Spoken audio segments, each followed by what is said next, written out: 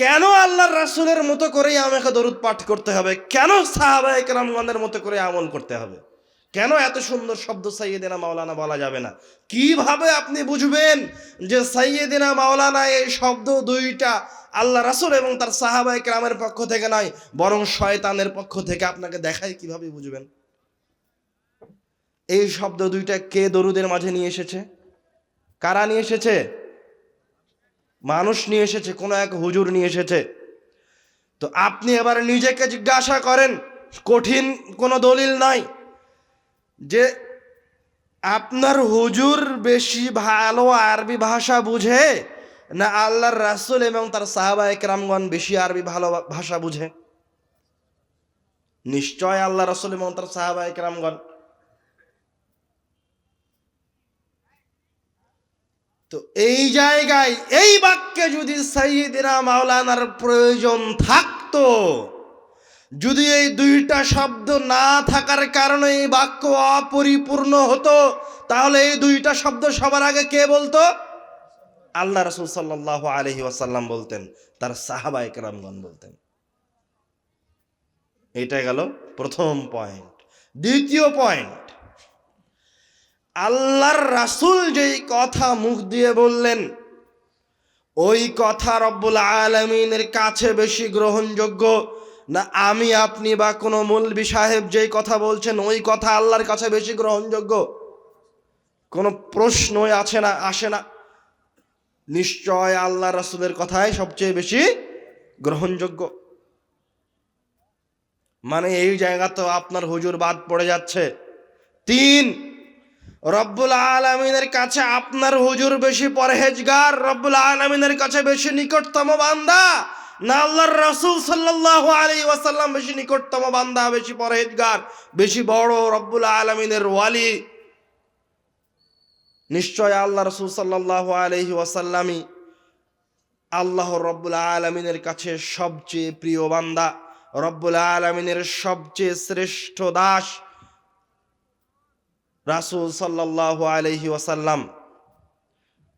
সুতরাং যে আপনাকে এ বাক্য শিখিয়ে দিল সে সবচেয়ে ভালো আরবি ভাষাও জানে না, তার কথা রব্বুল আলামিনের কাছে সবচেয়ে প্রিয় নয়, এবং সে নিজেও রব্বুল আলামিনের কাছে আল্লাহ রাসূলের চেয়ে বেশি প্রিয় নয়।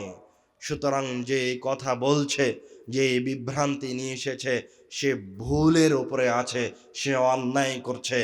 আপনার দরুদ যেন রব্বুল আলামিনের কাছে সঠিকভাবে না পৌঁছায়, এই জন্য ও চেষ্টা করছে। কথা কি বুঝতে পারছেন? এই জন্য বিবেচনা করে, যাচাই বাছাই করে আমল করতে হবে। শয়তান আপনার চেয়ে ভালোভাবে জানে যে আপনি রব্বুল আলামিনের অপমান করবেন না, আপনি আল্লাহ রাসূলের অপমান করবেন না। কাউকে যদি বলা হয় তুমি আল্লাহ রাসূলকে গালি দাও, তো কেউ কি আল্লাহ রাসূলকে গালি দিবে? দিবে না। কাউকে যদি বলা হয় যে তুমি আল্লাহর সাথে শিরিক করো, তো আল্লাহর সাথে শিরিক করবে? করবে না। আরে যে জীবনে নামাজও পড়ে না, রাত দিন ক্লিন শেভ করে, টাকনের নিচে কাপড় পরিধান করে, সবচেয়ে যে পাপিষ্ঠ মুসলমান, ওকেও যদি বলা হয় যে তুই আল্লাহ রাসূলকে একবার গালি দে, তোকে 1 লাখ টাকা দিব, তো তবুও আল্লাহ রাসূলকে গালি দিবে না, তবুও আল্লাহর সাথে কাউকে শিরিক করবে না। তো তার মানে কি এই পৃথিবীতে কোনো মানুষ আল্লাহর সাথে শিরিক করছে না? করছে। তাহলে সেটা কি? তার মানে কি আল্লাহ রাসূলকে কে অপমান করছে না, বেদাত করছে না? তো সেই বেদাতটা কে করছে? শয়তান পদ্ধতি পরিবর্তন করে দিয়েছে, যে আপনি ইবাদত করবেন কিন্তু আল্লাহ রাসূলকে অপমান করবেন। ওই ইবাদত আল্লাহ রাসূল করে যায়নি, যেহেতু সরাসরি আপনি আল্লাহ রাসূলকে অপমান করবেন না, এটা শয়তান জানে। আপনি রব্বুল আলামিনের কাছেই প্রার্থনা করছেন, আপনি মনে করছেন যে আপনি ওকে দিয়ে আল্লাহর কাছেই যেতে চাচ্ছেন, আল্লাহর ওলিটাকে দিয়ে, যে কবরে পড়ে আছে ওকে দিয়ে আপনি আল্লাহর কাছেই যেতে চাচ্ছেন, এটা আপনি মনে করছেন। কিন্তু বাস্তবে আপনি শিরকের মাঝে আছেন। কেননা শয়তান জানে যে আপনার সামনে যদি মূর্তি দাঁড় করিয়ে দেওয়া হয় আর আপনাকে বলা হয় যে এই মূর্তিকে সিজদা কর, তো কোনো মুসলমান মূর্তিকে সিজদা করবে না। তার মানে কি কোনো মুসলমান শিরিক করবে না? তো শয়তান এটা জেনে গেছে যে উম্মতে মুহাম্মাদীকে এইভাবে শিরিক করানো যাবে না, তাহলে শিরিকের পদ্ধতি চেঞ্জ করতে হবে। এতদিন ছিল উপরে, এখন মাটির নিচে দিয়ে দিয়েছে, ঢুকিয়ে দিয়েছে, শিরিক মানুষ করছে। শয়তানকে আরো ভালোভাবে চিনেন, যেহেতু শয়তানদের কথায় চলে এসেছি, একদম শুরুতে চলে যান। সূচনায় আদম আলাইহিস সালাতু ওয়াস সালামকে যখন রব্বুল আলামিন সৃষ্টি করলেন, দিয়ে বললেন যে এই গাছের ফল খেও না,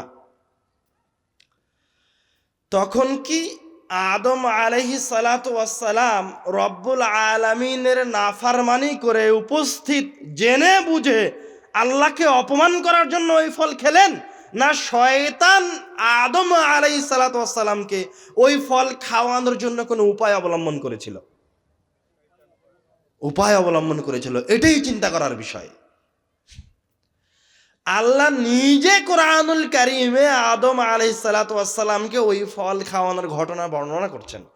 বলছেন যে শয়তান আদম আলাইহিস সালাতু ওয়াস সালামকে কিভাবে ফলটা খাওয়ালো জানো? আমি আল্লাহ তো আদম আলাইহিস সালামকে নিষেধ করলাম, তো শয়তান কিভাবে খাওয়ালো? শয়তান আদম আর হাওয়ার সামনে এসে বলছে, কোরআনুল কারীমের আয়াত, ইন্নী লাকুমা লামিনান নাসিহিন। শয়তান আদম আর হাওয়ার সামনে উপদেশদাতা হিসেবে এসেছে, এসে বলছে, ইন্নী নিশ্চয় আমি, লাকুমা তোমাদের দুইজনের জন্য, লামিনান নাসিহিন অবশ্যই উপদেশদাতা, খুব ভালো মানুষ আমি, খুব পরহেজগার মানুষ আমি তোমার আল্লাহর একজন ওলি, আমি তোমার আল্লাহর একজন সবচেয়ে শ্রেষ্ঠ বান্দাদের একজন, আমি তোমাদের দুইজনকে উপদেশ দিতে এসেছি, আমি তোমাদের দুইজনের কল্যাণ কামনা করি। তোমরা যদি এই গাছের ফল খাও তো এই গাছের ফলে এই উপকারিতা আছে, এই গাছের ফল খেলে তুমি কোনোদিন বৃদ্ধ হবে না, এই গাছের ফল খেলে তুমি কোনোদিন জান্নাত থেকে বের হয়ে যাবে না। এইভাবে শয়তান ভালো মানুষ সেজে আদম আলাইহিস সালাতু ওয়াস সালামকে একের পর এক ফজিলত বলতে লাগলেন। বলতে বলতে এক পর্যায়ে দেখা গেল আদম আলাইহিস সালাম ফলটা খেয়ে ফেলেছে। এবং এটা হচ্ছে মানুষের ফিতরাত। আল্লাহ মানুষকে এমন একটা ফিতরাত দিয়ে দিয়েছে যে যখন সে কোনো জিনিস বারবার শুনে বা বারবার দেখে, তখন ওটা তার কাছে স্বাভাবিক হয়ে যায়। আদম আলাইহিস সালাতু ওয়াস সালামের কাছে, শয়তানের কাছে ওটা বারবার শুনতে শুনতে এক পর্যায়ে স্বাভাবিক হয়ে গেছে, তখন খেয়ে ফেলেছে। যখন অন্যায় হয়ে গেছে, ফল খেয়ে ফেলেছে, আর এদিকে অন্যায় করে ফেলেছে, তখন শয়তান পালিয়ে গেছে, এবার উনি আল্লাহর কাছে ধরা পড়ে গেছেন। তো এই ঘটনায় আমি আপনাকে যেটা বলতে যাচ্ছি সেটা হচ্ছে, শয়তান ভালো মানুষ সেজে, পরহেজগার মানুষ সেজে কিভাবে একজন নবীকে ভুল করালেন। তো আপনি কি মনে করছেন যে ওই ইবলিস আর এই পৃথিবীতে নাই? আরে আদম আলাইহিস সালাম মরে গেছে কোটি কোটি বছর আগে, কিন্তু ওই ইবলিস মারা যায়নি। ওই ইবলিস কিয়ামত পর্যন্ত থাকবে। আপনার বয়স 60 বছর, আর শয়তানের মানুষকে পথভ্রষ্ট করার অভিজ্ঞতা কোটি কোটি লক্ষ বছরের। ও খুব ভালোভাবে জানে কিভাবে আপনাকে পথভ্রষ্ট করতে হবে। আপনার কাছে ও চুটকি, সেকেন্ডের বিষয় আপনাকে পথভ্রষ্ট করা। এই জন্য আপনাকে সতর্ক থাকতে হবে, খুব সব সময় খুবই সতর্কতা অবলম্বন করতে হবে। যে কোনো ইবাদত করার সময় সতর্কতা অবলম্বন করতে হবে যে ইবাদতটাকে ঠিক করলাম না ভুল করলাম। যে কোনো কথা শোনার সময় বিবেচনা করতে হবে যে আমি ওই লোকের কথাটা শুনছি, ওটা কি ঠিক না ভুল, চিন্তা ভাবনা করে আমল করতে হবে। এই জন্য তো আল্লাহ রাসূল সব জায়গায় সব সময় খালি শয়তানের কথা স্মরণ করিয়ে দিচ্ছেন, আর সব জায়গায় খালি শয়তান থেকে পরিত্রাণ চাইতে বলছেন। শুধু আল্লাহর রাসূল কেন, রব্বুল আলামিন তার কিতাবটাকে শুরু করতে বলছেন শয়তান থেকে পরিত্রাণ চেয়ে। কাজ কি বলে শুরু করতে হয়? বিসমিল্লাহ বলে। ইসলামের সব কাজ বিসমিল্লাহ বলে শুরু করতে হয়। বিসমিল্লাহ, আল্লাহর নামে শুরু করলাম। আর রব্বুল আলামিন বলছেন কোরআনুল কারীমের মতো মহান কিতাবটা, সর্বশ্রেষ্ঠ কিতাবটা, যে নিজেই মানুষকে হেদায়েত দিতে পারে, যাতে মানুষের জন্য সব কিছু আছে, যেটা শুধু শুধু একটা কিতাব নয়, শুধু আয়াতের সমষ্টি নয়, ওটা রব্বুল আলামিনের নিজের মুখের কথা। সুবহানাল্লাহ। আল্লাহর অনেক বড় নেয়ামত আমার আপনার জন্য এই পৃথিবীর মাটিতে সর্বশ্রেষ্ঠ নিয়ামত যে রব্বুল আলামিন আমাদেরকে তার কালাম তেলাওয়াত করার তৌফিক দিয়েছেন, সুবহানাল্লাহ। এর চেয়ে বড় নিয়ামত নাই। তো এই কিতাবটা শুরু করার সময় আল্লাহ রাব্বুল আলামিন কোরআনুল কারীমে নির্দেশ দিচ্ছেন, ফাস্তাইয বিল্লাহি মিনাশ শাইতানির রাজীম। তুমি যখন এই কিতাবের তেলাওয়াত শুরু করবে তখন আগে বলো আউযু বিল্লাহি মিনাশ শাইতানির রাজীম, আমি আল্লাহর কাছে বিতাড়িত শয়তান থেকে পরিত্রাণ চাইছি। তারপরে বলো বিসমিল্লাহির রহমানির রহিম। মানে আপনি এবার চিন্তা করেন শয়তান কতটা ভয়ানক, কতটা ভয়াবহ, কতটা ভয়ঙ্কর। এই জন্য শয়তান থেকে খুব সতর্ক থাকতে হবে। যে কারো কথা শোনা যাবে না। যদি আদম হাওয়ার সামনে শয়তান উপদেষ্টার বেশ ধরে আসতে পারে, যদি আদম হাওয়াকে একজন নবীকে শয়তান এসে ফজিলতের কথা বলতে পারে, তাহলে এই বাংলাদেশের মাটিতে এই লক্ষ লক্ষ তৌহিদি জনতার সামনে হাজার হাজার হুজুর শয়তানের বেশ ধরে পথভ্রষ্টও করতে পারে। কথা বুঝতে পারেননি? এটা বোঝা কোনো কঠিন বিষয় নয়। শুধু যখনই কথা শুনতে গেছেন খালি একবার আপনার ব্রেনের কাছে চিন্তা করবেন, ব্রেনকে প্রশ্ন করবেন যে হুজুরটাকে ঠিক বলছে না ভুল বলছে। আল্লাহ রাব্বুল আলামিন মানুষের ব্রেনে এতটুকু শক্তি দিয়ে রেখেছে যে আপনার যদি কোনো জ্ঞানও না থাকে তবুও আপনি উপস্থিত আপনার স্বাভাবিক জ্ঞানে সত্য মিথ্যার মাঝে পার্থক্য করতে পারবেন। আপনি আপনার স্বাভাবিক জ্ঞানে একজন জ্ঞানী এবং একজন মূর্খ মানুষের ভিতর পার্থক্য করতে পারবেন। কিন্তু আপনি কোনোদিন নিজের বিবেকটাকে কাজেই লাগানোর প্রয়োজন মনে করেননি, নিজের বিবেককে কোনোদিন প্রশ্নই করেননি।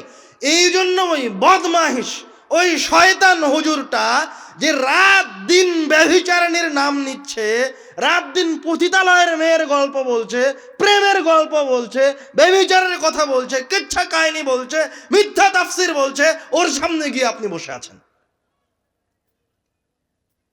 আর মাহফিল কমিটি ওকেই দাওয়াত দিয়ে নিয়ে এসেছে। তখন যে এসেছে ও শয়তান। এবার যারা সামনে উপস্থিত হবে তাদের সংখ্যাও বেশি হবে, কারণ শয়তান ওই জায়গায় মানুষকে উপস্থিত করার জন্য এমনি তো মানুষ চেষ্টা করছে, প্রচার করছে, লিফলেট লাগাচ্ছে, ব্যানার লাগাচ্ছে। শয়তানও ওদের সাথে প্রচার করতে শুরু করে দিয়েছে, আরে ওই মাহফিলে চল, ওই মাহফিলে গেলে ইসলামের নামে তোদেরকে ধ্বংস করা যাবে। তখন এবারকার ওই মাহফিলে আর মানুষের অভাব হবে না। কথা কি বুঝতে পারছেন? তো ওই মাহফিলে মানুষও চেষ্টা করবে জনগণকে, শ্রোতাকে এক জায়গায় করার জন্য। শয়তানও চেষ্টা করবে যে ওই মাহফিলে কিভাবে মানুষ বেশি করা যায়।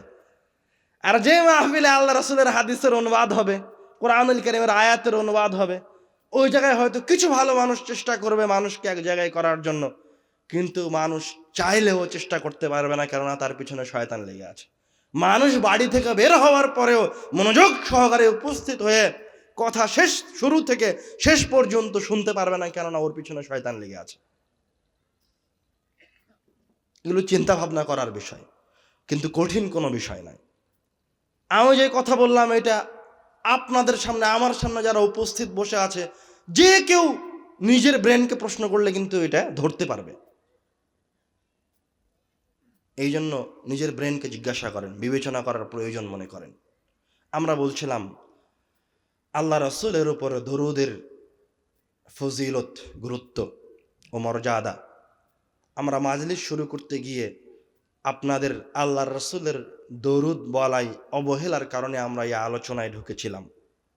তার সংক্ষিপ্ত কথায় আমরা যেটা বলেছি, তার শুরুতে বলেছি আল্লাহ রাসূলের উপর দরুদ পাঠ করার যে সমস্ত ফজিলত আছে, তার মাঝে একটা ফজিলত হচ্ছে কেউ যদি একবার, শুধুমাত্র একবার আল্লাহ রাসূলের উপর দরুদ পাঠ করে, তাহলে তার আমল নামায় 10টা নেকি লিপিবদ্ধ করা হবে, তার আমল নামা থেকে 10টা পাপ মুছে ফেলা হবে, তার উপর রব্বুল আলামিনের 10টা রহমত বর্ষিত হবে, তার মর্যাদাকে আল্লাহর কাছে 10 স্তর উপরে উঠিয়ে দেওয়া হবে। সুবহানাল্লাহ, কত ফজিলতপূর্ণ এই দরুদ!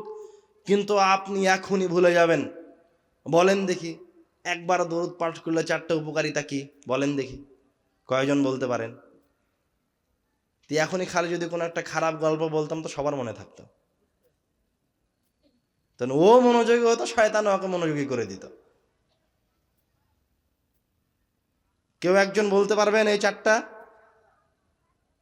কয়জন পারবেন? হাত উঠান দেখি।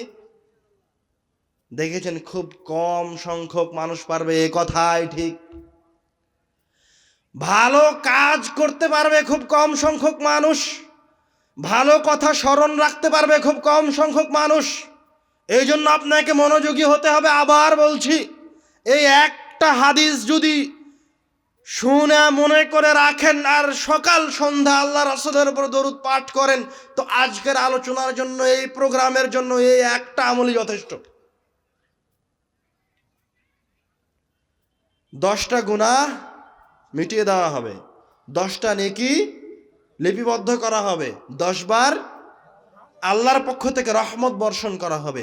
আল্লাহর পক্ষ থেকে 10 বার রহমত বর্ষণ করা হবে মানে সেটা যে কোনো ধরনের রহমত হতে পারে। হঠাৎ আপনার সামনে একটা বিপদ আসতেছিল, হয়তো আল্লাহ রাব্বুল আলামিন ওই বিপদটা থেকে আপনাকে উঠিয়ে নিলেন, একটা রহমত গেল। আপনি যাত্রী পাচ্ছিলেন না, আল্লাহ রাসূলের উপর দরুদ পাঠ করেছেন, আপনি ভ্যান চালান, তো একজন যাত্রী পেয়ে গেলেন, 2টা রহমত গেল। আপনার টাকাটা হারিয়ে গেছে, তো পাওয়া যাচ্ছিল না, তো আল্লাহ রাসূলের উপর দরুদ পাঠ করেছেন, তো টাকাটা পাওয়া গেল, 3টা রহমত গেল। আপনার কিছু সমস্যা হচ্ছে, চিন্তা করে কোনো একটা সিদ্ধান্তে পৌঁছতে পারছেন না, আল্লাহ রাসূলের উপর দরুদ পাঠ করলেন, সঠিক সিদ্ধান্তে পৌঁছালেন। অথবা আরো বিভিন্ন ধরনের রহমত হতে পারে।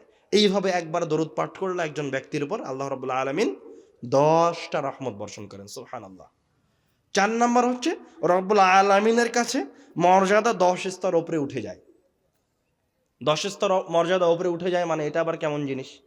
মানে আল্লাহর কাছে আপনার একটা মর্যাদা ছিল, আপনি এক পর্যায়ের বান্দা ছিলেন, কিন্তু দরুদ পাঠ করার কারণে একসাথে 10 স্তর উপরে আপনার মর্যাদাটা রব্বুল আলামিনের কাছে চলে গেল।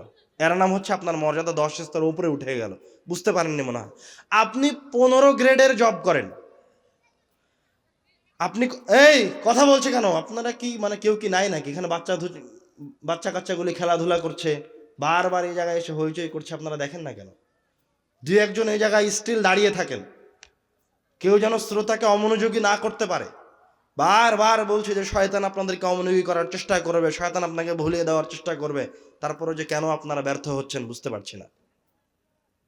10টা মর্যাদা আপনার আল্লাহর কাছে বেড়ে যাবে মানে, মনে করেন আপনি 15 গ্রেডের চাকরি করতেন, একজন 15 গ্রেডের চাকরিধারীর যে মর্যাদা এখন আমার কাছে, তো একসাথে যদি ওর 10 স্তর প্রমোশন, ওই যদি ডাইরেক্ট 5ম গ্রেডে চলে যায়, তো ওর মর্যাদা যেমন আমার কাছে বেড়ে যাবে। মানে কয়েকদিন আগে ও ছিল হাবিলদার, একসাথে 10 স্তর মর্যাদা বেড়ে যাওয়ার কারণে ও এখন ওসিডিসি হয়ে গেছে।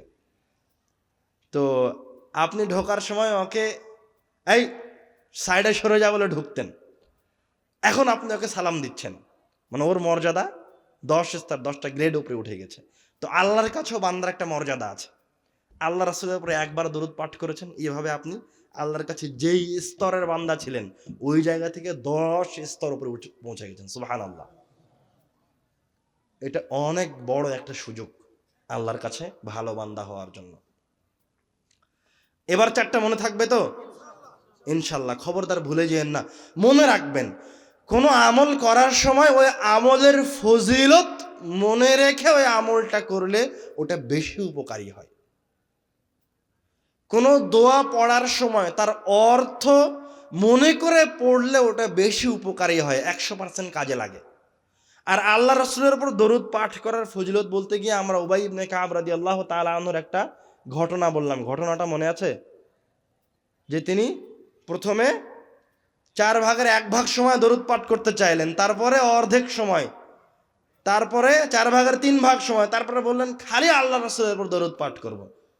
তখন আল্লাহ রাসূল বললেন যে তাহলে তোমার যা কিছু আছে, যা চাওয়া পাওয়া আছে, সব রব্বুল আলামিন দিয়ে দিবেন। সুবহানাল্লাহ। আমরা এবার শয়তানের কথা শেষ করে, আল্লাহ রাসূলের উপর দরুদের কথা শেষ করে,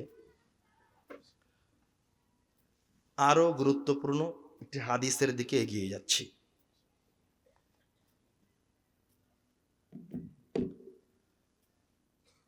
আমরা যারা ইবাদতে নিয়োজিত আছি রব্বুল আলামিনের, এবং রব্বুল আলামিন যত মানুষকে এই পৃথিবীতে সৃষ্টি করেছেন, সবাইকে রব্বুল আলামিন সৃষ্টি করলেন পরীক্ষার জন্য। আল্লাহ রব্বুল আলামিন সূরা মুলকের ২য় আয়াতে বলছেন, আল্লাযী খালাকাল মাউতা ওয়াল হায়াতা লিয়াবলুয়াকুম, আল্লাযী খালাকাল মাউতা, আল্লাহ রব্বুল আলামিন মৃত্যু এবং জীবনকে সৃষ্টি করলেন, মানে আপনাকে এখন জীবিত রাখা হয়েছে, এই জীবন দেওয়া হয়েছে আল্লাহর পক্ষ থেকে, লিয়াবলুয়াকুম, আপনাকে পরীক্ষা করার জন্য। কি পরীক্ষা? আইয়ুকুম আহসানু আমালা, আপনাদের মাঝে থেকে, এই মানুষের মাঝে থেকে কে সবচেয়ে ভালো আমল করে, কে পরীক্ষার হলে বসে থেকে সবচেয়ে ভালো উত্তর এবং সবচেয়ে সঠিক উত্তর লিখতে পারছে, এটাই দেখার জন্য রব্বুল আলামিন আপনাকে ক্ষণস্থায়ী জীবনে পাঠিয়েছেন। যেমন একজন শিক্ষার্থী 2 ঘন্টা সময় নিয়ে পরীক্ষার হলে প্রবেশ করে, দিয়ে প্রশ্ন পাওয়ার পর থেকে নিয়ে একদম ঘড়ির কাঁটায় কাঁটায় 2 ঘন্টা সময় পায়।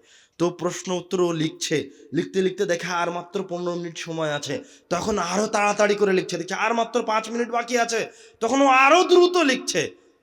তারপর আর 2 মিনিট, তারপর প্রশ্নের উত্তর যদি লেখা নাও হয়ে থাকে কমপ্লিট, তবুও পরীক্ষক তার খাতা নিয়ে চলে যাবে। আর আমার আপনার জীবনের এই পরীক্ষা ওই পরীক্ষার হলের চেয়েও আরো কঠিন। আমার আপনার জীবনে কখন রূহ বের হয়ে যাবে আমি আপনি জানি না। পরীক্ষার হলে একজন ছাত্র জানে যে আর 2 মিনিট পরে তার খাতা নিয়ে নেওয়া হবে, কিন্তু আমি আপনি জানি না যে আর কতক্ষণ পরে আমার রূহ বের করে নেওয়া হবে। এবং আমার আপনার সময়টা ওই 2 ঘন্টার চেয়েও কম। রব্বুল আলামিনের কাছে আমার আপনার ওই সময়টা ওই 2 ঘন্টার চেয়েও কম। কেমনভাবে, কেমন করে? আপনি বলেন তো, কিয়ামতের একদিনের ব্যাপ্তিকাল কত বছর? 50,000 বছর। আর আমার আপনার গড় আয়ু কত বছর? 60 বছর, ৭৭ বছর। 500 বছর এক দিনের সময়কাল। ওই এক দিনের কাছে আমার আপনার ৭৭ বছর 2 থেকে 5 মিনিট সময়। কখনো নিজের ব্রেনকে প্রশ্ন করেছেন যে আপনি কিয়ামতের যে একটা দিন দাঁড়িয়ে থাকবেন ওই জায়গায়, ওই একটা দিনের কাছে 60 বছরের জীবন 5টা মিনিট সময়ও নয়। লা হাওলা ওয়ালা কুওয়াতা ইল্লা বিল্লাহিল আলিয়্যিল আযীম। অথচ এই 5 মিনিট সময়ের জন্য আপনি কত অন্যায় করলেন, কত পাপ করলেন, কত মানুষের সাথে অসদাচরণ করলেন। এই 5 মিনিট থাকবেন, এই জন্য আপনি কত বড় বিল্ডিং বানানোর প্রয়োজন মনে করলেন লোনের উপর টাকা নিয়ে। আপনার বউ কিস্তিতে টাকা নিয়ে আসে, প্রত্যেক মাসে মাসে কিস্তি দেয়, ওই কিস্তির টাকা দিয়ে বাড়ি বানিয়েছে। 5 মিনিট এই ইহকালীন জীবনে থাকবে। তাই আমি আপনি আসলে রব্বুল আলামিনের ওই কথাকে বুঝতে পারিনি, যে রব্বুল আলামিন যে বললেন যে তোমাদেরকে আমি এখন পরীক্ষার হলে রেখেছি। পরীক্ষার হলে রেখেছেন মানে পরীক্ষার হলের সময় খুব একটা বেশি নয়, ওটার একটা নির্দিষ্ট সময়সীমা আছে, শুরু শেষ, এবং এটা অল্প সময়, কিন্তু এর পুরস্কার হচ্ছে স্থায়ী। শুধু স্থায়ী নয়, চিরস্থায়ী। তো আপনার কাছে আপনি কি ইবাদত করলেন, এই পরীক্ষার হলে কেমন পরীক্ষা দিলেন, তার উপর ভিত্তি করে আপনার এই ইহকালীন জীবন থেকে চলে যাওয়াটা নির্ভর করবে।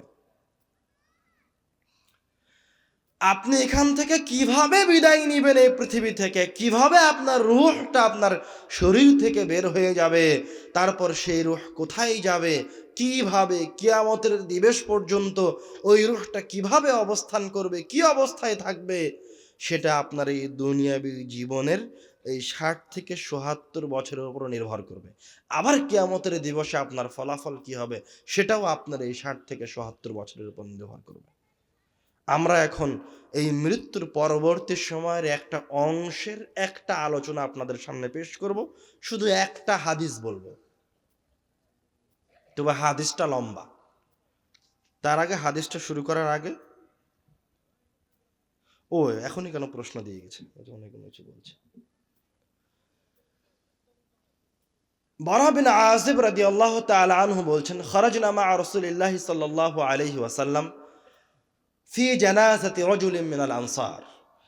আমরা আল্লাহর রাসূলের সাথে একটি জানাজার উদ্দেশ্যে বের হলাম। ফান্তাহাইনা ইলাল কবরি ওয়ালাম্মা ইউলহাদ। আমরা আল্লাহর রাসূলের সাথে বের হয়ে কবরস্থান পর্যন্ত পৌঁছেছি। এখনো ওই আনসারের ব্যক্তির কবরটা খনন করা হয়নি।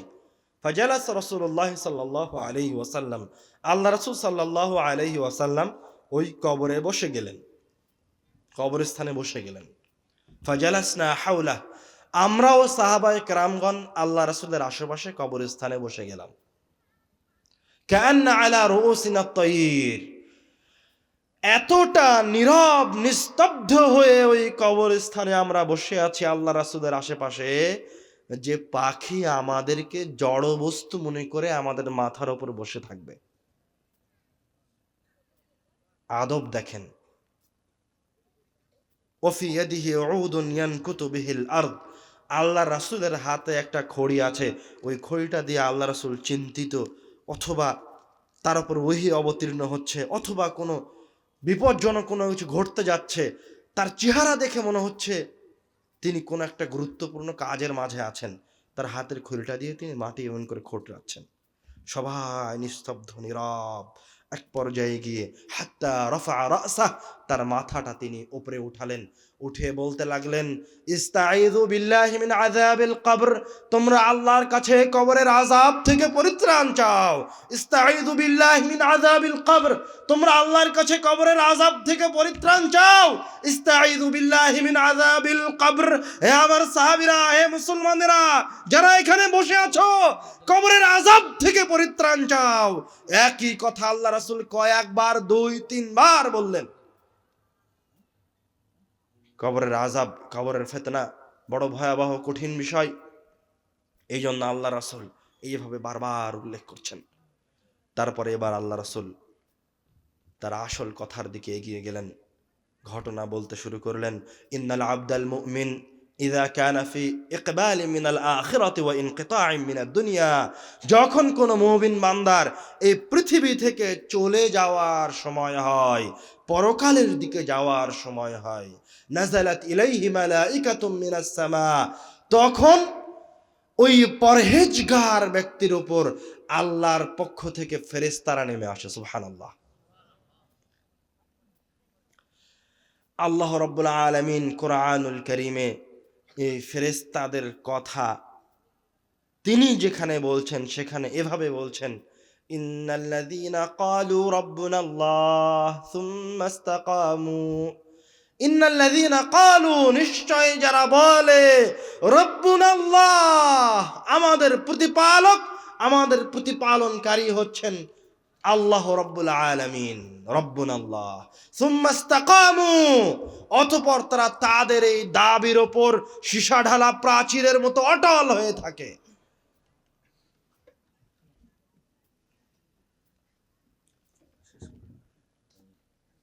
আল্লাহ রাব্বুল আলামিন কোরআনুল কারীমের এই আয়াতে বলছেন, ইন্নাল্লাযীনা ক্বালু রাব্বুনাল্লাহ সুম্মা ইসতাকামু, যারা রব্বুল আলামিনকে রব মনে করে, অতঃপর সীসা ঢালা প্রাচীরের মতো রব্বুল আলামিনের ইবাদতের উপর অটল থাকে।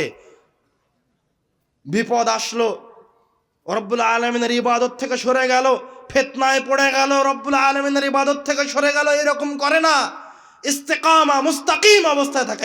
এইদিকে একদম চোখে চোখ রেখে কথা শুনেন। রব্বুল আলামিনের আয়াতের অনুবাদ করছি, ওরা যা করছে সেটা ওনাদেরকে করতে দেন।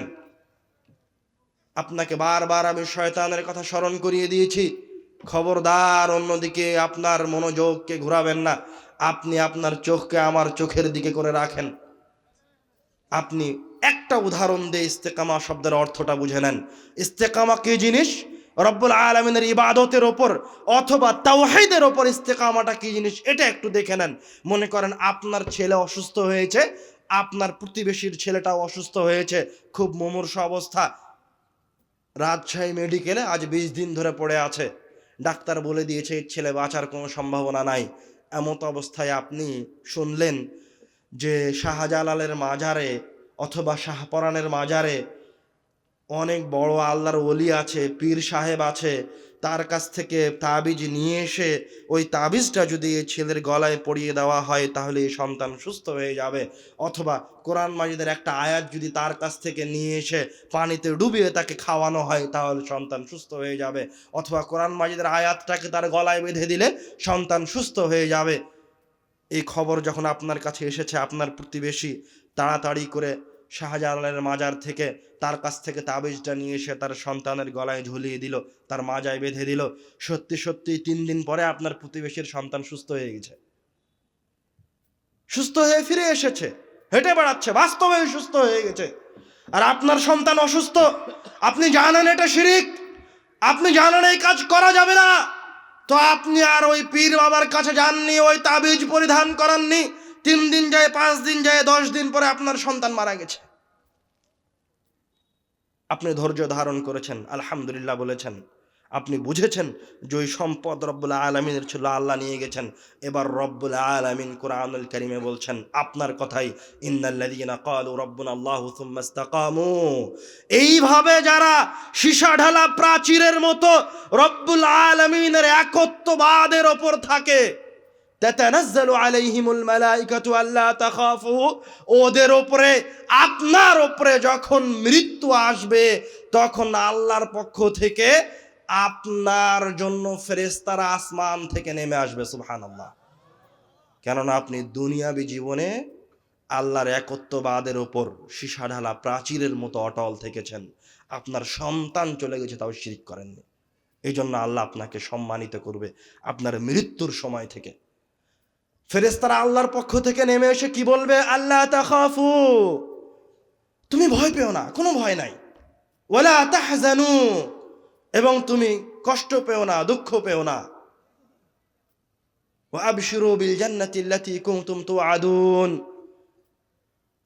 তুমি এখন আল্লাহর পক্ষ থেকে তোমার দুনিয়াবী জীবনে যে ওয়াদা করা হয়েছিল জান্নাতের, যে জান্নাতের অপেক্ষায় তুমি ছিলে, যে জান্নাতের কারণে, যে রব্বুল আলামিনের সাক্ষাতের কারণে তুমি তার সাথে কাউকে শিরিক করনি, ওয়া আবশিরু বিল জান্নাতি আল্লাতী কুনতুম তুআদুন, তোমার সাথে সেই ওয়াদাবদ্ধ জান্নাতের সুসংবাদ তুমি এখন গ্রহণ করো। সুবহানাল্লাহ। আর আল্লাহ রাসূল সাল্লাল্লাহু আলাইহি ওয়াসাল্লাম ওই হাদিসে এবার এই ফেরেশতারা যারা আসমান থেকে নেমে আসবে তাদের চেহারার বর্ণনা দিচ্ছে, তাদের চেহারাটা কেমন হবে। আল্লাহ রাসূল এবং তার সাহাবীরা কোথায় ভুলে গেছেন? কবরস্থানে, সবাই কবরস্থানে, সাহাবীরাও কবরস্থানে বসে আছেন, আল্লাহর রাসূলও কবরস্থানে বসে আছেন, এবং একজন পরহেজগার ব্যক্তির রূহ কিভাবে বের হয়ে যায় এবং হওয়ার সময় কি কি ঘটে তা একটার পর একটা বর্ণনা করছেন। আল্লাহ রাসূল সাল্লাল্লাহু আলাইহি ওয়াসাল্লাম এবার যে সমস্ত ফেরেশতারা নেমে আসে তাদের চেহারার বর্ণনা দিচ্ছেন। বিদুল উজুহ, তাদের চেহারাগুলি হচ্ছে ধবধবে সাদা, কান্না উজুহাহুমুশ শামস, এত সুন্দর চেহারা যেন সূর্যের মতো জ্বলজ্বল করছে। সুবহানাল্লাহ। মাহুম কাফানুম মিন আকফানিল জান্নাহ, তাদের সাথে আছে জান্নাত থেকে নিয়ে আসা কাফন, হানুতুম মিন হানুতিল জান্নাহ, জান্নাত থেকে নিয়ে আসা সুঘ্রাণ। সুবহানাল্লাহ। ফায়াজলিসুনা মিনহুম আদাল বাসার, এই সুন্দর চেহারার ফেরেশতাগুলি জান্নাত থেকে নিয়ে আসা কাফন এবং হানুত নিয়ে ওই পরহেজগার ব্যক্তির দৃষ্টিসীমার আশেপাশে অবস্থান গ্রহণ করবে। মৃত্যুর সময় এই পরহেজগার ব্যক্তি ওই ফেরেশতাদেরকে তার 2 চোখে দেখতে পাবে, তখন তার কাছে ওই ফেরেশতাদের নিকটে চলে যাওয়াটা, ওই মৃত্যুটা তার কাছে প্রিয় হয়ে উঠবে। আল্লাহ রাসূল সাল্লাল্লাহু আলাইহি ওয়াসাল্লাম আরেকটা হাদিসে বলছেন যে যখন কোনো ভালো মানুষের কাছে মৃত্যু আসে তখন ওই ভালো মানুষটাকে আল্লাহর পক্ষ থেকে সুসংবাদ এবং সম্মানের সংবাদ প্রদান করা হয়, তখন ওই লোকটার কাছে ওই মৃত্যুটাই প্রিয় হয়ে ওঠে। ফালাইসা শাইউন আহাব্বা ইলাইহি মিম্মা আমামাহু, যখন ওই ফেরেশতাদেরকে তার চোখের সামনে দেখতে পাচ্ছে, যে এত সুন্দর ফেরেশতারা তার সামনে অপেক্ষা করছে, জান্নাত থেকে কাফন নিয়ে আসা হয়েছে, জান্নাত থেকে হানুত নিয়ে আসা হয়েছে, আল্লাহ রাসূল বলছেন ফালাইসা শাইউন আহাব্বু ইলাইহি মিম্মা আমামাহু, তখন তার কাছে এই দুনিয়াতে ওই মৃত্যুর চেয়ে প্রিয় কোনো কিছু নাই। সুবহানাল্লাহ। ফাহাব্বা লিকা আল্লাহ, তখন সে রব্বুল আলামিনের সাক্ষাৎকে ভালোবাসলো। ফাহাব্বাল্লাহু লিকাআহু, তখন রব্বুল আলামিনও তার সাক্ষাৎকে ভালোবাসেন, রব্বুল আলামিনও তার সাক্ষাৎটা চান। সুবহানাল্লাহ। ফেরেশতারা এবার ওই মুমূর্ষ পরহেজগার ব্যক্তির আশেপাশে অবস্থান গ্রহণ করলো। সুম্মা ইয়াজিউ মালাকুল মাউত, এবারকার জান কবজকারী ফেরেশতা মালাকুল মাউত আসলো। হাত্তা ইয়াজলিসা ইনদা রাসি, এসে ওই পরহেজগার ব্যক্তির মাথার কাছে বসবে, বসে বলবে ইয়া আইয়াতুহান নাফসুত তাইয়্যিবাহ, হে সুন্দর আত্মা, হে পরহেজগার আত্মা, হে ভালো আত্মা, উখরুজি ইলা মাগফিরাতিন মিনাল্লাহ, রব্বুল আলামিনের ক্ষমার দিকে বের হয়ে আসো, ওয়ারিদওয়ান, রব্বুল আলামিনের সন্তুষ্টির দিকে বের হয়ে আসো। ফাতাখরুজু তাসিলু কামা তাসিলুল মাউ মিন ফিস সিকা, তখন ওই পরহেজগার ব্যক্তির আত্মা তার শরীর থেকে বের হয়ে আসবে, যেমন ভাবে একটা মশক কুচিয়ে ধরলে ওই মশক থেকে এক ফোঁটা পানি গড়িয়ে পড়ে। সুবহানাল্লাহ। মানে পরহেজগার ব্যক্তির আত্মা স্ব-ইচ্ছায় বের হয়ে আসবে। ফায়াখুযুহা, তখন মালাকুল মাউত ওই আত্মাটাকে তার হাতে নেবেন, গ্রহণ করবেন। ফালাম ইয়াদাউহু ফি ইয়াদিহি তারাফাতা আইন, কিন্তু ওই সুন্দর ফেরেশতাগুলি যারা তার আশেপাশে বসেছিল, যাদের কাছে যাওয়ার জন্য, যাদেরকে দেখে ওই আত্মা বের হয়ে এসেছে, ওই আত্মাটাকে মালাকুল মাউতের হাতে ফেরেশতারা তরাফাতা আইন, চোখ বন্ধ করে খুলতে যতক্ষণ সময় লাগে ততক্ষণও রাখতে দিবে না। দ্রুত মালাকুল মাউতের হাত থেকে ওই আত্মাটা নিয়ে তারা জান্নাত থেকে নিয়ে আসা ওই কাফনের মাঝে রাখবে। সুবহানাল্লাহ। জান্নাত থেকে নিয়ে আসা ওই হানুতের মাঝে রাখবে। ফায়াখরুজু মিনহা কাআতিয়াবি রিহিন ওয়াজিদাত আলা ওয়াজহিল আরদ, তখন ওই কাফন থেকে পৃথিবীর মাটিতে সর্বশ্রেষ্ঠ ঘ্রাণ বের হতে থাকবে। সুবহানাল্লাহ। ওই রকম ঘ্রাণ পৃথিবীর মাটিতে কোথাও নাই। ফায়াসআদুনা বিহা, এবার ওই সুন্দর আকৃতির ওই সুন্দর ফেরেশতাগুলি এই পরহেজগার ব্যক্তির রূহটাকে নিয়ে আসমানের দিকে যাত্রা শুরু করবে। ফালা ইয়ামুরুনা বিহা আলা মালাইন মিনাল মালাইকাতি ইল্লা ক্বালু, যখনই তারা কোন ফেরেশতাদের পাশ দিয়ে এই আত্মাটাকে নিয়ে যাবে, তখনই এই রূহ বহনকারী ফেরেশতাদেরকে অন্য ফেরেশতাগুলি জিজ্ঞাসা করবে মা হাদার রূহুত তাইয়্যিব, এই সুন্দর সুঘ্রাণযুক্ত রূহটা কার? তখন এই ফেরেশতারা জবাব দেবে ফুলান ইবনু ফুলান, অমুকের সন্তান অমুক, বিআহসানি আসমাইহি আল্লাযী ইউনাদুনাহু ফিদ দুনিয়া, দুনিয়ায় ওই ব্যক্তিকে সবচেয়ে সুন্দর যে নামটা ধরে আহ্বান করা হতো ওই নামটা তখন বলা হবে। হাত্তা ইয়ানতাহুনা বিহা ইলা সামাইদ দুনিয়া, এইভাবে তারা এই রূহটাকে প্রথম আসমান পর্যন্ত নিয়ে যাবে। ফায়াস্তাফতিহুনা লাহু, এবং এই পরহেজগার আত্মার জন্য আসমানের দরজা খোলার অনুমতি চাওয়া হবে। ফায়ুফতাহু লাহ, তখন এই পরহেজগার আত্মার জন্য আসমানের দরজা খুলে দেওয়া হবে। সুবহানাল্লাহ। শুধু আসমানের দরজা খুলে দেওয়া হবে না, ফায়ুশাইয়ুহু মিন কুল্লি সামাইন মুকাররিবুহা, প্রত্যেক আসমানে যেই ফেরেশতারা থাকে ওই ফেরেশতারা এবার এই সুন্দর রূহকে অভ্যর্থনা দিয়ে এক আসমান থেকে আর এক আসমানে পৌঁছে দিবেন। সুবহানাল্লাহ। এইভাবে দ্বিতীয় আসমান, তৃতীয় আসমান, চতুর্থ আসমান, পঞ্চম আসমান, ষষ্ঠ আসমান, একদম রব্বুল আলামিনের কাছে সপ্তম আসমানে রূহ পৌঁছে যাবে। সুবহানাল্লাহ।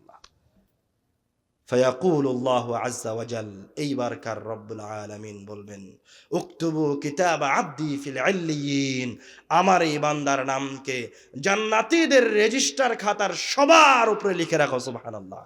আমার এই বান্দাকে ইল্লিয়িন নামক জান্নাত দিয়ে দাও। সুবহানাল্লাহ। ওয়া আইদুহু ইলাল আরদ, এবং এই রূহটাকে পুনরায় জমিনে ফিরিয়ে দাও। ফাইন্নী মিনহা খালাকতুহুম, কেননা আমি তাকে ওই জমিন থেকে, ওই মাটি থেকে সৃষ্টি করেছি। আফিহা উঈদুহুম, আমি ওকে আবার ওই মাটিতেই ফিরিয়ে দেব।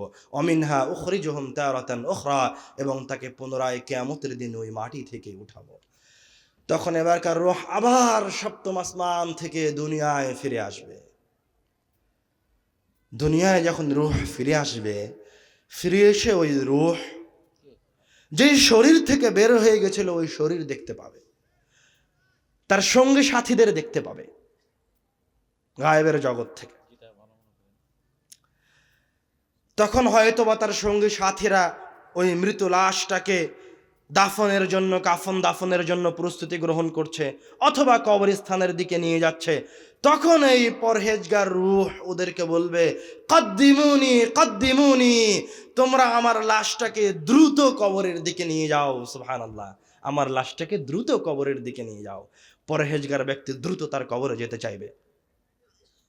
মানুষ তার সঙ্গী সাথী তার লাশটাকে কবরে রেখে চলে যাবে। এবার শুরু হবে কবরের ফিতনা। ফায়াতিহি মালাকান, দুজন ফেরেশতা আসবে। ফায়ুজলিসানিহি, তাকে উঠিয়ে বসাবে। উঠিয়ে বসিয়ে জিজ্ঞাসা করবে, মান রব্বুক, তোমার রবকে? তখন পরহেজগার ব্যক্তি বলবে, রব্বি আল্লাহ। তখন আবার জিজ্ঞাসা করবে, মা দীনুক, তোমার দিন কি? তখন পরহেজগার ব্যক্তি উত্তরে দেবে, দীনি আল ইসলাম, আমার ধর্ম হচ্ছে ইসলাম। তখন এবারকার প্রশ্নকারী ওই ফেরেশতাদ্বয় আবার জিজ্ঞাসা করবে, মা হাযার রাজুলুল্লাযী বুইসা ফীকুম, এই লোকটা কে যাকে তোমাদের মাঝে প্রেরণ করা হয়েছিল?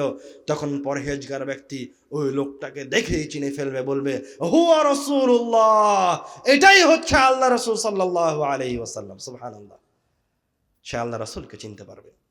এবারকার ফেরেশতারা চতুর্থ জিজ্ঞাসা করবে, মা ইউদরিকা, তুমি এই প্রশ্নের উত্তর কোথায় পেলে, কিভাবে জানলে তোমার রব আল্লাহ, তোমার দ্বীন ইসলাম, আর ইনি হচ্ছে মুহাম্মদ সাল্লাল্লাহু আলাইহি ওয়াসাল্লাম, এই জ্ঞান তোমার কাছে কোথায় থেকে আসলো? তখন এবারকার পরহেজগার ব্যক্তি উত্তর দিবে, ক্বারাতু কিতাব আল্লাহ, আমি আল্লাহর কিতাব পড়ে আমানতু, ঈমান আনয়ন করেছি। আমি আল্লাহর কিতাব পড়ে ঈমান আনয়ন করছি। মানে বোঝা যাচ্ছে আপনার ঈমান হতে হবে বিবেচনা করে ঈমান আনয়ন করেছেন কিনা। শুধু নামে মুসলমান হলেই এই প্রশ্নগুলির উত্তর দেওয়া যাবে কথা নয়। আপনার ঈমান হতে হবে আপনি কোরআনুল কারীম পড়েন। আপনার ঈমান হতে হবে যে আপনি যখন কোনো কিছু শুনেছেন তখন সেটা বিবেচনা করার প্রয়োজন মনে করেছেন। আপনি যখন কোনো ইবাদতের কথা শুনেছেন তখনও আপনি বিবেচনা করছেন যে ইবাদতটাকে শয়তানের পক্ষ থেকে আসলো না বাস্তবে আল্লাহ রাসূল সাল্লাল্লাহু আলাইহি ওয়াসাল্লামের কোনো হাদিস আছে। আমরা আলোচনার শুরুতে উদাহরণ দেইনি, উদাহরণ দিয়েছি। তো এইরকম বিবেচনা করে যে ঈমান আনয়ন করেছে, ও কবরে গিয়ে ওই প্রশ্নকারীর উত্তর এইরকম ফড়ফড় করে দিতে পারবে, একের পর এক সব উত্তর দিবে। উত্তর দেওয়া শেষ হয়ে গেলে এই কথাও সে দ্ব্যর্থহীন কণ্ঠে বলতে পারবে, ক্বারাতু কিতাবাল্লাহি ফাআমানতু বিহি, আমি আল্লাহর কিতাব পড়ে ঈমান আনয়ন করেছি। আমি কোনো মূর্খ মানুষ নই। এবারকার ফায়ুনাদি মুনাদিম মিনাস সামা, যখন চারটা প্রশ্ন শেষ হয়ে গেছে আর আসমান থেকে একজন আহ্বানকারী আহ্বান করে উঠবে, আন সাদাকা আবদি, আমার বান্দা সত্য বলেছে। সুবহানাল্লাহ। ফাআফরিশুহু মিনাল জান্নাহ, তার জন্য জান্নাতের বিছানা বিছিয়ে দাও।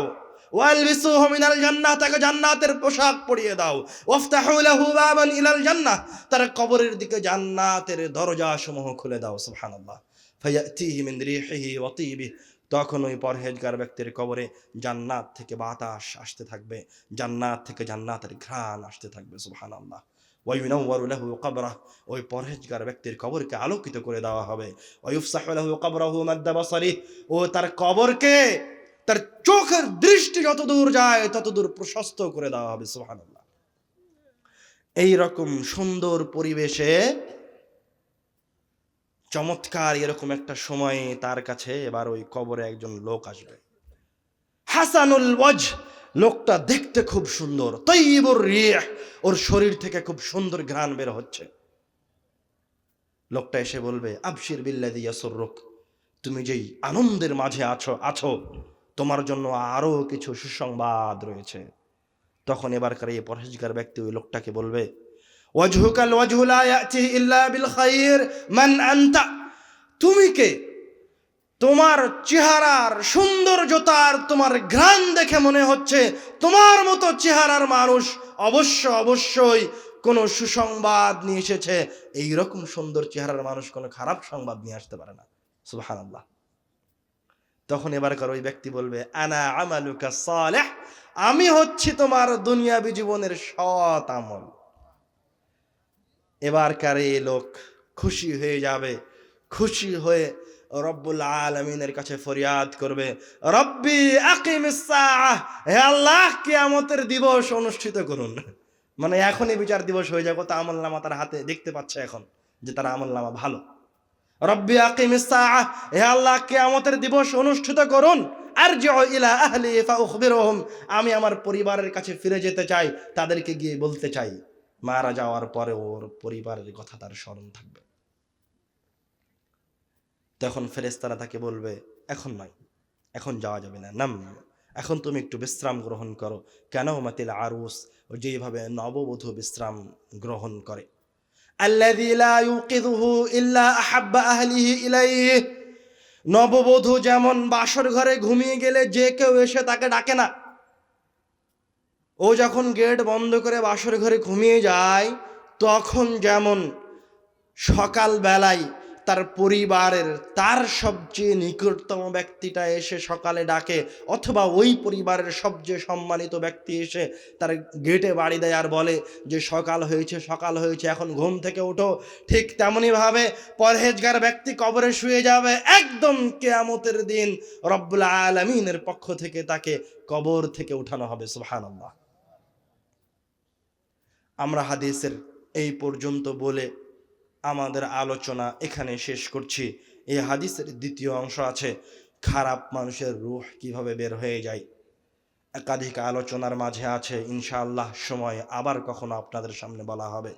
এই হাদিস বলে আমাদের জন্য যেটা জরুরি শিক্ষণীয় বিষয়, সেটা হচ্ছে আপনি নিজেকে প্রশ্ন করেন, নিজের ব্রেনের কাছে প্রশ্ন করেন যে আপনি কেমন মৃত্যু চান।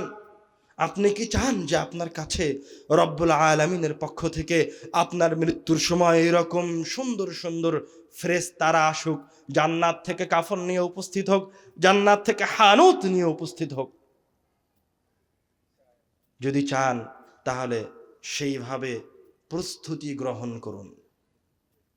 আপনাকে বললাম যে এই দুনিয়াবী জীবন আপনার কাছে 2 ঘন্টার পরীক্ষার সময় যত ছোট, আল্লাহর কাছে তার চেয়ে আরো বেশি ছোট। সুতরাং আপনি এই দুনিয়াকে সবকিছু মনে করিয়েন না। এবং আপনি কিভাবে বুঝলেন যে তার চেয়েও বেশি ছোট? কিয়ামতের একটা দিন হচ্ছে 50 বছরের সমান, আর আপনার এই জীবনে আপনার গড় আয়ু হচ্ছে 60 থেকে ৭৭ বছর। কিয়ামতের একদিনের কাছে আপনার এই দুনিয়াবী জীবন সর্বোচ্চ 2 থেকে 5 মিনিট সময়। সুতরাং এই 2 থেকে 5 মিনিট সময়ের জন্য যে সময়টা রব্বুল আলামিন আপনাকে পরীক্ষার জন্য দিলেন, সেই সময় আপনি রব্বুল আলামিনের নাফরমানি করিয়েন না। এই 2 মিনিট সময়ের জন্য আপনি কিস্তিতে টাকা তুলিয়েন না, সুদের ওপর অর্থ তুলিয়েন না, মানুষের সাথে মিথ্যা কথা বলিয়েন না, জেনা করিয়েন না, ব্যভিচার করিয়েন না। ঈমানের ওপর থাকার চেষ্টা করেন, বুঝে সুঝে আমল করার চেষ্টা করেন, যেন আপনার মৃত্যুটা সুন্দর হয়, আপনি যেন সুন্দরভাবে এই পৃথিবী থেকে বিদায় নেন। রব্বুল আলামিন আমাদেরকে এই পৃথিবী থেকে সুন্দরভাবে বিদায় নেওয়ার তৌফিক দান করুন। আল্লাহুম্মা আমিন। এই বলে আমি আমার কথা এখানে শেষ করছি। ওয়া আখিরি দাওয়ানা আলহামদুলিল্লাহি রাব্বিল আলামিন। আপনাদের মাঝে এই প্রোগ্রামের আয়োজকরা কিছু দান উঠাবেন। আপনাদের যারা দান উঠাবেন তারা ব্যাগ নিয়ে ঢুকে যান। আপনারা যে জায়গায়, আপনারা যারা এখানে উপস্থিত আছেন, অবশ্যই আপনাদের সাধ্য অনুযায়ী দান করবেন, বা পকেটে যত টাকা আছে সব টাকা দিয়ে চলে যাবেন, এই নিয়ত করে যে হে আল্লাহ, আপনি এই টাকার বিনিময়ে আমাকে জান্নাতে দিয়েন, এই টাকার বিনিময়ে আমাকে বিপদ থেকে বাঁচায়েন। কেননা ইবাদতের মাঝে সবচেয়ে শক্তিশালী ইবাদত, সবচেয়ে বেশি শক্তি যে ইবাদতের কাছে আছে, সেই ইবাদতের নাম হলো আল্লাহর রাস্তায় দান করা, টাকা পয়সা দান করা। সুতরাং অবশ্যই দান করতে পিছুপা হবেন না। মুসলমান মুমিনদের মাঝেও কিছু মানুষ আছে যাদের পাপ অন্যায় আছে, তো তাদের কাছে যখন মৃত্যু আসবে, যখন কোনো মুমিন পাপিষ্ঠর কাছে মৃত্যু আসবে, তখন সে আল্লাহর কাছে ফরিয়াদ করে বলবে, রব্বি লাউলা আখারতানি ইলা আজালিন করিব, তুমি যদি আমাকে আর একটু সময় দাও, লা আসাদদাক ওয়া আকুম মিনার সালিহিন, হে আল্লাহ, আপনি যদি আমাকে আর একটা মিনিট সময় দেন, তাহলে আমি আমার অর্থ সম্পদগুলি দান করে সালেহিনদের অন্তর্ভুক্ত হয়ে যাব। কেননা ওই মুমিন ব্যক্তি মৃত্যুর সময় বুঝতে পারবে যে তার দানই হচ্ছে সবচেয়ে শক্তিশালী ইবাদত, যে তার এই মৃত্যুর সময় সবচেয়ে বেশি কাজ করতে পারে, এবং সে রব্বুল আলামিনের কাছে সবচেয়ে অল্প সময় চাইবে। 1 বছর সময় চাইবে না, 10 বছর সময় চাইবে না, এক ওয়াক্ত সালাত আদায়ের সুযোগ চাইবে না। ও মুমিন, ও জানে যে দানের শক্তি আছে, ও বলবে 1 সেকেন্ড সময়ের প্রয়োজন দান করার জন্য, কিন্তু তখন আর দান করার সুযোগ দেওয়া হবে না, তখন আপনার রূহকে বের করে নেওয়া হবে। এই জন্য অবশ্যই দান করতে কার্পণ্যতা বোধ করবেন না। যা টাকা আছে তা দান করে দিয়ে চলে যাবেন।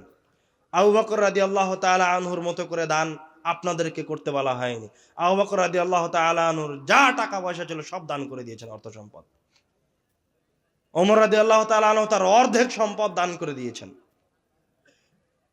আপনিও মাঝে মাঝে অন্তত যখন কোনো প্রোগ্রামে উপস্থিত হন, বা জামিয়া সালাফিয়ায় যান, অথবা এরকম কোনো দিনই কাজে উপস্থিত হন, তো অন্তত আপনার পকেটে যত টাকা আছে সব টাকা দান করে দেন, যে আল্লাহ আপনার সন্তুষ্টির জন্য দান করলাম। আল্লাহ রাব্বুল আলামিন আমাদেরকে সদা সর্বদা কল্যাণের উপর থাকার তৌফিক দান করুন, কল্যাণময় জীবন যাপনের তৌফিক দান করুন। আল্লাহুম্মা আমিন। আসসালামু আলাইকুম ওয়া রাহমাতুল্লাহ। দেখেন, আবারও বলছি, আলোচনা ভুলে যাবেন না, আলোচনা মনে রাখার চেষ্টা করিয়েন। লম্বা আলোচনা ছিল, এটা যদি মনে না রাখেন তো এতক্ষণ কথা বলার কোনো উপকারিতা নাই। আমি কথা বলবো, এরপরে আবার আব্বু কথা বলবে, তো এর বলার পরে যদি আপনি এখান থেকে কোনো কিছু না নিয়ে যেতে পারেন, তাহলে আমি কেন এত কষ্ট করে আপনার সামনে 1.5 ঘন্টা যাবৎ হাদিসের অনুবাদ করলাম। আল্লাহ রাসূলের উপর দরুদের অনেক ফজিলতের হাদিস আপনাদের সামনে পেশ করেছি অনেকক্ষণ যাবৎ।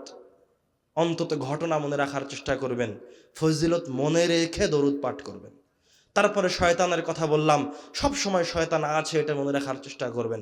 তারপরে মৃত্যুর কথা বললাম, আপনিও সব সময় আপনার মৃত্যুর কথা স্মরণ করে প্রিপারেশন গ্রহণ করবেন। আসসালামু আলাইকুম ওয়া রাহমাতুল্লাহ। আলহামদুলিল্লাহ।